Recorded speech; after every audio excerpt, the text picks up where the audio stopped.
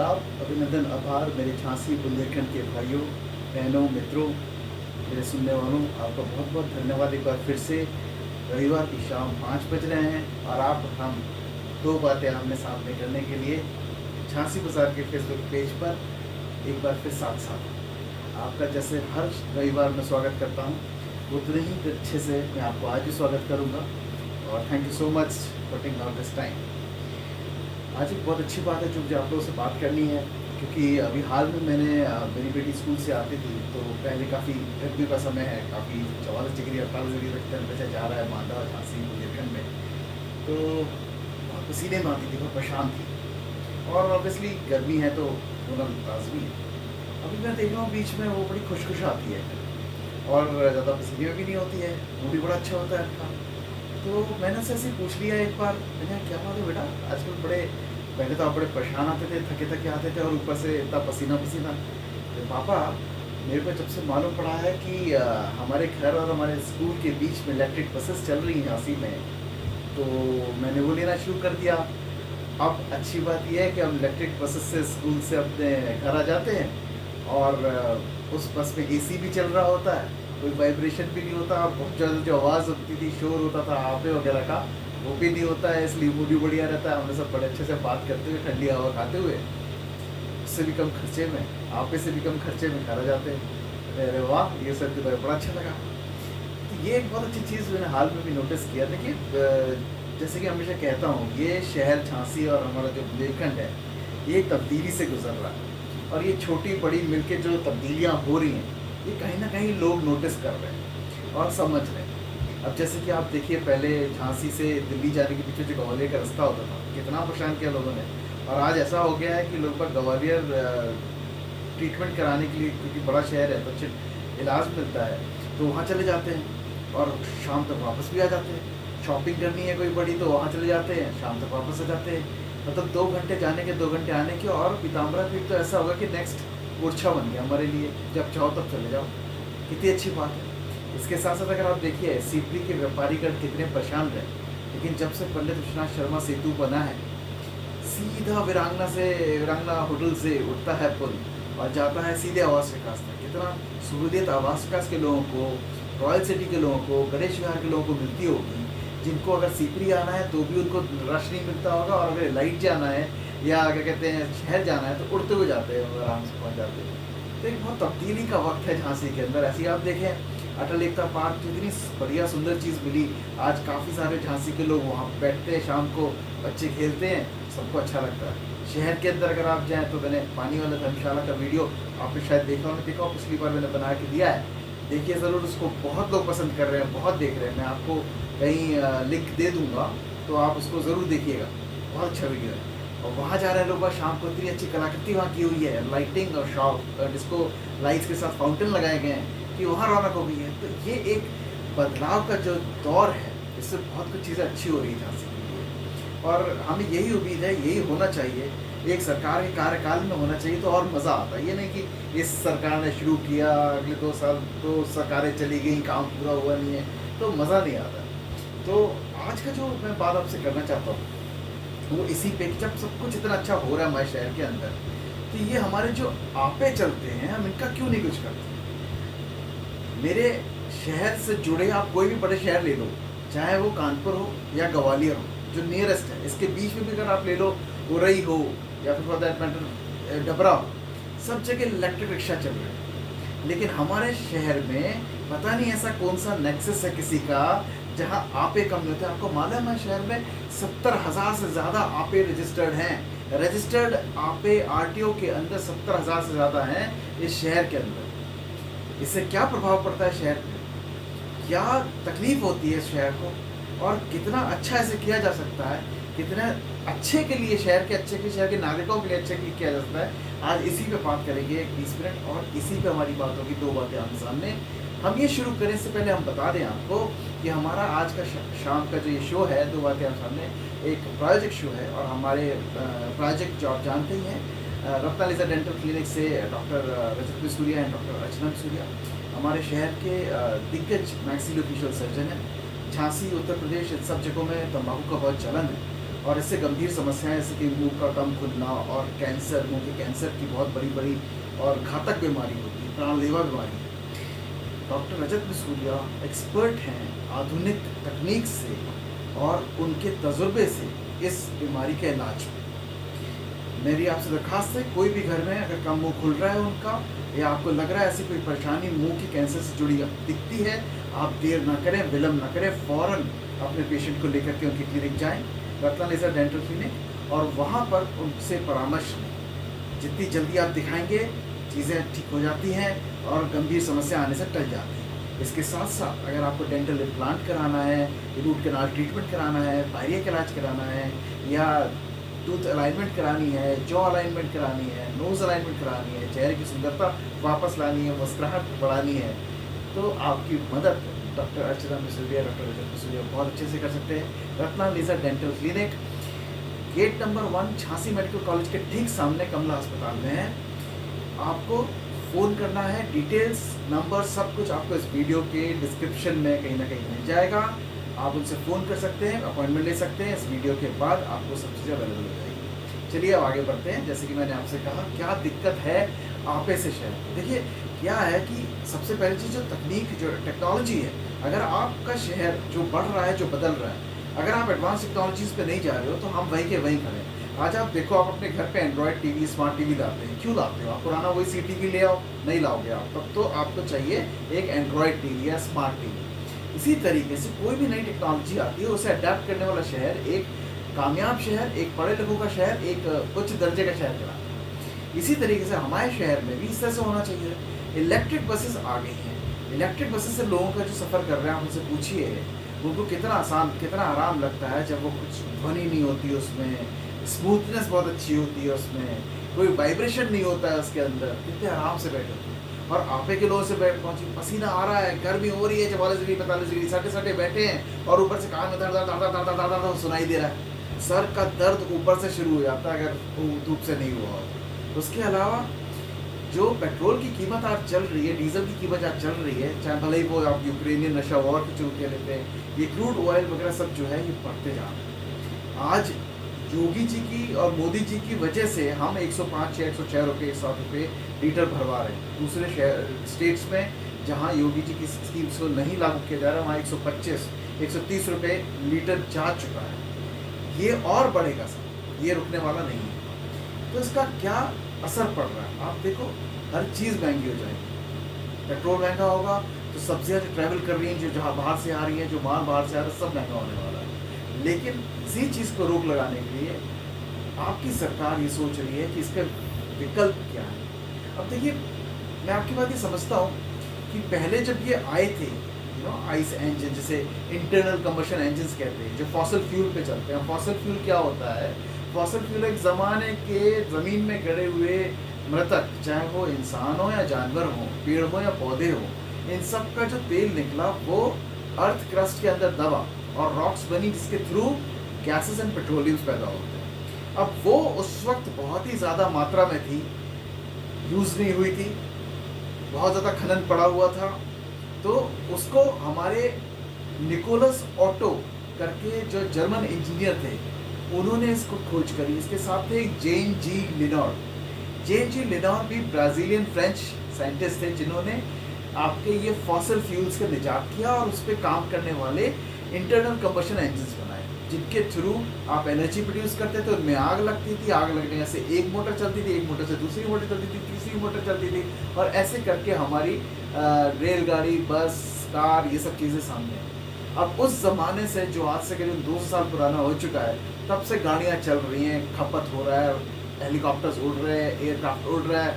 कितना ज़्यादा इंजन में, हर इंजन चलाने में, चाहे फैक्ट्री में इंजन चलाना हो, कुछ भी चलाना हो, आप वही ऑयल डाल रहे हो, राइट। तो तब जो सब चीज़ सस्ती मिलती थी, क्योंकि बहुत पर्याप्त मात्रा में थी, अब कम होती जा रही है। चूँकि कम होती जा रही है तो अब उसके दाम बढ़ते जा रहे हैं। और जैसे जैसे आपकी गाड़ियाँ तेज़ रफ्तार की आ रही हैं, आपकी चीज़ें बहुत अच्छी हो रही हैं, जनरेटर भी चाहिए वो आपको, घर में इन्वर्टर भी चाहिए, तो अब आपको उसमें खपत बहुत ज़्यादा है, खपत बहुत ज़्यादा, तो डिमांड बढ़ रही है और चीज़ सप्लाई हो रही है कम, तो पेट्रोल के दाम बढ़ते जा रहे हैं। ऊपर से वॉर, इधर का, उसका, इसका, और वॉर के बाद हथियाना। अब क्या होगा? जो तेल के कुएं यूक्रेन से रशिया में है, कॉस्ट तो रशिया की लड़ाई की भी रशिया ने भोगी। अब उनको भी पैसा कमाना है, क्योंकि युद्ध में तो यही होता है, खर्चा ही होता है। तो कैसे बढ़ाएंगे? पेट्रोल की कीमतें जहाँ जहाँ पेट्रोल देंगे वो बढ़ा देगी। जब पेट्रोल की कीमत पेट्रोल खरीदने वाली सरकारों को महंगा पड़ेगी, तो वो डीलर्स और स्टॉक यार्ड्स को और इनको महंगा बेचेंगे। फिर ये कंपनियां नीचे पेट्रोल पंप वालों को महंगा बेचेंगी। ऑब्वियसली पेट्रोल पंप वालों के अपने मार्जिन से वो जोड़ेंगे। तो अब देखो, रिपरकशन इफेक्ट ये है कि कहीं पे चीज़ महंगी हुई और उस पर जुड़ते जुड़ते जुड़ते कितना फ़र्क आ रहा है। इसका कोई भी एंड नहीं है, आपको पर्याय ढूंढना ही पड़ेगा। इसलिए नहीं कि ये एक तरीका है फॉसिल फ्यूल से इंटरनल कम्बशन इंजन चलाने का, बल्कि इसलिए भी कि आपको पर्यावरण की चिंता होना चाहिए। आज हम जिस तरीके से रह रहे हैं, आपने देखा अभी कौन कौन से रासायनिक बीमारियां आ जाती हैं, बायो बीमारी आ जाती हैं, लंग्स के ना सांस लेने की वजह से अभी एक बीमारी जो शुरू हुई, उससे हम लोग कितना परेशान हो। जो पैंडेमिक पूरे देश विदेश हर जगह आया, उससे कितनी परेशानी है। ये सारी गैसेस जो है निकल रही हैं, प्रदूषण जो स्मॉग कहलाता है आपके फॉसिल फ्यूल से, वो सब जाकर के प्रदूषण में रहता है। चाहे वो हवा का प्रदूषण हो या ध्वनि का। अब आप ध्वनि ले लीजिए, चाहे आपकी रेलवे की गाड़ी निकलती है, आप अगर रात में सो के घबरा के उठ जाते हो, या फिर आपके घर के रोड के बगल में जहाँ इतनी सारी गाड़ियाँ निकल रही हो, आप सो नहीं सकते। कभी हॉकिंग, तो कभी गाड़ियों का शोर, तो कभी किसी घर के बगल में फैक्ट्री चल रही है, उसका फैक्ट्री का हूटर, कहीं फैक्ट्री का कोई शोर, कहीं कोई कास्टिंग हो रही है, कहीं कुछ हो रहा है, तो शोर बड़ी बड़ी उस चीज़ों का आता है। तो इसका भी एक नॉइज़ का भी इम्पैक्ट है आपकी सोसाइटी के ऊपर। तो कब तक आप ये लेते रहोगे? और आपको लगता है अभी जितना लेते रहोगे, आपकी आने वाली पीढ़ी को आप एक अच्छा विश्व का अच्छा एक संसार देके जाओगे? नहीं। इसलिए आज हमें कुछ करना होगा। उस आज को करने के लिए ही ग्रीन फ्यूल चाहिए, ग्रीनर एफिशिएंसी फ्यूल्स चाहिए, हमें रीन्यूएबल एनर्जीज चाहिए। इसी का तरीका है इलेक्ट्रिक स्विच करना। ये बहुत ज़्यादा ज़रूरी है। इतना आपने थैंक यू बोला निकोलस ओटो को और आपके जॉन ली लिनर को। अब थोड़ा वक्त आ गया है कि आप थॉमस एडिसन को, जिन्होंने बैटरी बनाई जो कारों में यूज़ होती है, विलियम मॉरिस को जिन्होंने बग्गी बनाई, विलियम मॉरिसन को जिन्होंने बग्गी बनाई जो इलेक्ट्रिक से चली थी पहली बार यूएस में, आयोवा के थे वो।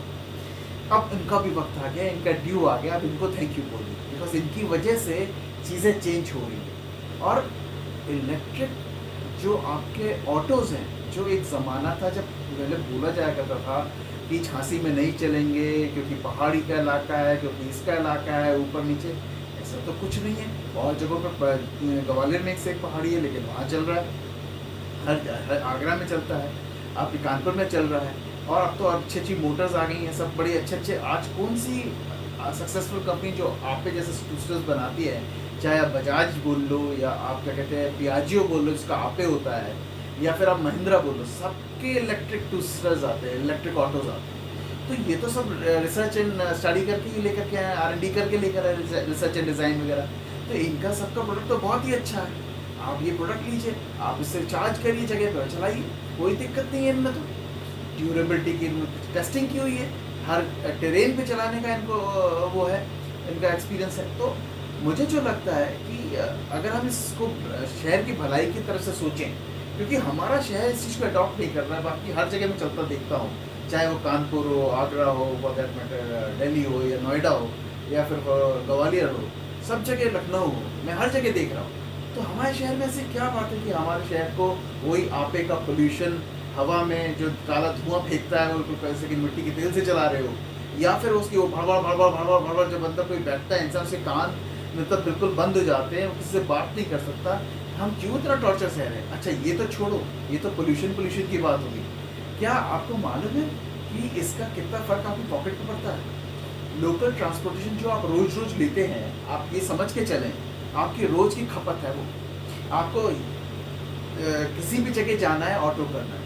मैं एग्जांपल देता हूँ आपको। लोकल जो राजगढ़ से जेल चौराहे जाते हैं, वो एक ज़माने में 5 रुपये पे बैठ करके जाया करते हैं। आज वो 3 गुना हो चुका है। मिनिमम 15 रुपये लेते हैं वो राजगढ़ से बिजौली तक जाने की, राजगढ़ से जेल चौराहे तक जाने की। और आपकी जो बस है, आपकी जो इलेक्ट्रिक बस है, वो सिर्फ और सिर्फ आपके 10 रुपये लेती है। यानी आज भी करीबन कुछ नहीं तो 30% चीपर हुआ, 30 to 40%। तो ये विकल्प होना चाहिए। मुझे लगता है बहुत ज़रूरी है क्योंकि देखिए जो भी फॉसिल फ्यूल की यूज़ करता है, जो भी ईंधन हम यूज़ करते हैं, अब फॉसिल फ्यूल में क्या क्या आता है, आपका कोयला आता है, पेट्रोल आता है, डीजल आता है, ठीक है, गैसोलीन आती है, सारी की सारी जो भी है, और पेटा करके चीज़ आता है, पीट करके, तो वो सब आता है। अब ये फॉसिल फ्यूल का क्या है, वो तो ऑक्सीडाइजर चाहिए, एयर चाहिए, जिससे कि गर्मी पैदा हो, एक टेम्परेचर के अंदर वो जले और तब वो एक एनर्जी निकालें, जिससे सारी चीज़ें बढ़ेंगी। लेकिन इलेक्ट्रिक के साथ ऐसा कुछ नहीं है। हाइब्रिड में सीधा इलेक्ट्रिक पावर बनती है, बैटरी और मोटर में जाके ट्रांसफर होती है और सीधा सीधे चक्कों को मूवमेंट आ जाता है। तो आप समझ रहे हो इससे कितना बड़ा फर्क पड़ेगा। मैं बहुत ही मतलब, मैं ऐसा नहीं कि मैं अपने झांसी के जो ऑटो चालक के लोग हैं उनसे मैं कोई वो रखता हूँ, मैं उनका भी भला चाहता हूँ। मैं चाहता हूँ आप बात को समझिए। आप लोग को मैं ये नहीं करना चाहता कि आप लोग का काम छूट जाए, बंद हो जाए, ये मेरा उद्देश्य नहीं है शो करने का। मैं चाहता हूँ कि आप लोगों को सब्सिडी मिले, जिससे कि आप इलेक्ट्रिक टू सीटर्स पे शिफ्ट करें और अपना मार्जिन बढ़ाएं। देखिए, सरकार ने बस चला दी, सरकार ने आप लोगों को खड़ा कर दिया है। आज हम जैसा नागरिक कोई भी होगा समझदार, वो इलेक्ट्रिक बस लेना पसंद करेगा, एसी में जाना पसंद करेगा, बिना नॉइज़ के, बिना हल्ले के, और वो भी कम पैसे में। आपके साथ कौन बैठेगा? आप तो वैसे ही खड़े हैं। मैं आपका हमदर्द इसलिए हूँ, मैं आपको समझा रहा हूँ कि आप ऑटो इलेक्ट्रिक पे शिफ्ट करिए, इलेक्ट्रिक ऑटो पे, ताकि अगर आप उन्हें एसी नहीं दे सकते तो कम से कम आप उनका हल्ला जो कान में हो रहा है, उनको दर्द हो रहा है, वो तो कम होगा। प्लस उनकी जेब पे जो भी खर्चा जाता है, आपसे 15 रुपये चार्ज करते हो, आप भी उनको जाकर के 7 रुपये 8 रुपये चार्ज कर पाओगे, तब वो आपके साथ बैठेंगे, तब आपका काम चलेगा, आपकी चक्कर जब बढ़ जाएगी। ये चीज़ आपको सोचनी चाहिए। बिकॉज जब तक बस है, लोग बाग तो टंग के जाएंगे, भर के जाएंगे उसके अंदर, लेकिन उनको तो एसी में मज़ा आएगा, उनको तो कम वॉइस में मज़ा आएगा, उनको तो कम वाइब्रेशन में मज़ा आएगा। तो जाना आप जाओगे आपे में बड़बड़ बड़बड़ बड़बड़ करते हुए, इतना वाइब्रेशन देते हुए, उन्हें इतना दुख देते हुए, और ऊपर से क्या कहते हैं पैसे भी ज़्यादा चार्ज करके, तो कौन जाएगा आपके साथ? अच्छा, ये छोड़िए, इसके बाद आप सोचिए आपको मेंटेनेंस में कितना पैसा खर्च करना पड़ता है आपे के लिए। हर चीज़ महंगी आती है, आइस इंजन की, इंटरनल कंबशन इंजन की, चाहे छोटी गरारी और टूट गई उसके 1000 रुपये देना है, गियर का लीवर खराब हो गया, केबल खराब हो गया, उसके 400-500 रुपये देने हैं। इसमें तो कुछ भी नहीं है ऐसा, इसमें तो सिर्फ एक मोटर है, एक बैटरी है, बैटरी 8 साल तक चलती है, कोई दिक्कत ही नहीं है। इसको आपको चलाना है, ग्रीजिंग ऑयलिंग करवानी है, वो तो चलता रहेगा। मैं आपकी सिर्फ भले की बात कर रहा हूँ। मुझे नहीं मालूम कि आपको इसमें क्या और कंपल्शन हो सकता है, या कोई नेक्सस है या क्या है, मुझे वो नहीं मालूम। लेकिन हर जगह, हर बाहर के शहरों में आप भी जाते होंगे तो देखिए, हर जगह इलेक्ट्रिक रिक्शा कमा के दे रहे हैं लोगों को, बहुत कामयाब है, लोग खुश हैं, और चलाने वाले उससे कमा रहे हैं। आप खड़े हो, बस कमा रही है, सरकार तेज थी, वो फटाफट बस ले आई, आप नहीं स्विच कर रहे, नुकसान किसको हो रहा है? आप ही को हो रहा है ना। तो आप अपने साथ ऐसा ना होने दें, इसलिए मैं आपसे बोल रहा हूँ। आपको फटाफट सोचना चाहिए, इलेक्ट्रिक 2 व्हीलर 3 व्हीलर्स के लिए, इलेक्ट्रिक ऑटो रिक्शा के लिए उसको स्विच करें। आपको ग्राहक मिलना शुरू हो जाएंगे, कम दूरी के लिए आप पैसे से उससे मांग सकते हो, उसमें मार्जिन ज़्यादा मिलेगा आपको, तो आप वो लिबर्टी होगी, कुछ सेविंग्स आप कस्टमर्स को पास ऑन कर दीजिए, उससे आपका काम बढ़ेगा। समय बदल रहा है, सारी चीज़ें बदल रही हैं, तो आपको भी उसमें बदलना ही होगा, क्योंकि कॉस्ट ऑफ ओनरशिप आपकी कम हो जाएगी। आपका पेट्रोल का खर्चा जो और बढ़ने वाला है वो कम हो चला है, ख़त्म हो जाएगा, और चार्जिंग का ही खर्चा जाएगा। चार्जिंग आपको घर की बिजली पे चार्ज करना है, वो तो कोई दिक्कत है ही नहीं। और इसके अलावा आपको अभी देखिए, हाल में संभागीय परिवहन प्राधिकरण ने 755 ऑटो झांसी के खड़े कर दिए। क्यों? क्योंकि वो 8 साल पुराने हो गए। अब वो कह रहे हैं आप इन सारे ऑटो को लेके जाओ, रूरल में चलाओ, 12 साल तक का वहाँ पे प्रोविजन है। ये 755 ऑटो तो हम नहीं चलने देंगे झांसी के अंदर। तो किसका नुकसान? उन्हीं का तो नुकसान हुआ। आप अगर इलेक्ट्रिक चलाओगे, आपका कोई ये सब चीज़ें ही नहीं है। 7 साल 8 साल बैटरी चेंज करना है, कोई पोल्यूशन नहीं निकलना, कोई कार्बन डाइऑक्साइड नहीं निकलनी है, आपको आराम से आप गाड़ी चलाइए, आप कमाइए। तो ये सब बहुत ज़रूरी है समझने के लिए। आज नहीं तो कल इस तरीके से उस तरीके से आप समझोगे। लेकिन मेरा सिर्फ आपसे यही कहना है कि आप जितना जल्दी समझोगे उतना जल्दी आपको ये फ़ायदा करेगा। देखिए, हिंदुस्तान के अंदर एक वक्त था जब रीवा करके इलेक्ट्रिक कार छोटी सी आई थी। चेतन मैनी की कंपनी थी, बेंगलोर बेस्ड। उसमें किसी ने नहीं सोचा भी नहीं था कि इंडिया में ऐसी जल्दी सब बाहर सो देखते थे, टेस्ला, वो भी सुनते थे, कभी आएगी मालूम ही नहीं। लेकिन आज आप देखिए कितना समय चेंज हो गया। रतन टाटा जी ने, टाटा मोटर्स ने अप्रॉक्सीमेटली 70 से 75% उनका मार्केट शेयर है आज इलेक्ट्रिक कार्स में।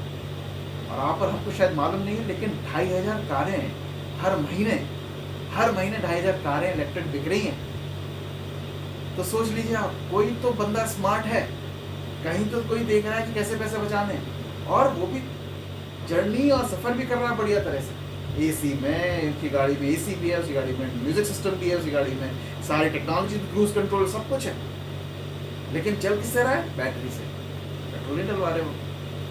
तो हमको समझना पड़ेगा कि किस तरफ हवा जा रही है, किस तरह टेक्नोलॉजी। एक वक्त था, आया था एक प्रीमियर पद्मिनी का, मैंने इस तरह की गाड़ियों का और ईवी का भी एक पूरा शो बनाया है, मैं आपको उसका भी लिंक दे दूंगा, आप चाहें तो वो भी देखिएगा। देखिए भारत के अंदर कैसे औद्योगिक क्रांति आई ऑटोमोबाइल के इंडस्ट्री के अंदर, कैसे वो प्रीमियर पद्मिनी और एम्बेसडर की दुनिया की ज़माने की जो गाड़ियाँ थी, जो पीछे वाले चक्कों की ताकत से चला करती थी, आगे वाले चक्के धकेले जाते थे, वो बदल के मारुति ने पूरा गेम चेंज कर दिया था। आगे वाले चक्कों पे ताकत दे रही थी, पीछे वाले फ्री कर दिए थे। अब आगे वाले चक्के पीछे वाले चक्कों को खींचते थे, इसलिए पिकअप फास्ट हो गया, इसलिए इसका एवरेज ज़्यादा अच्छा आया।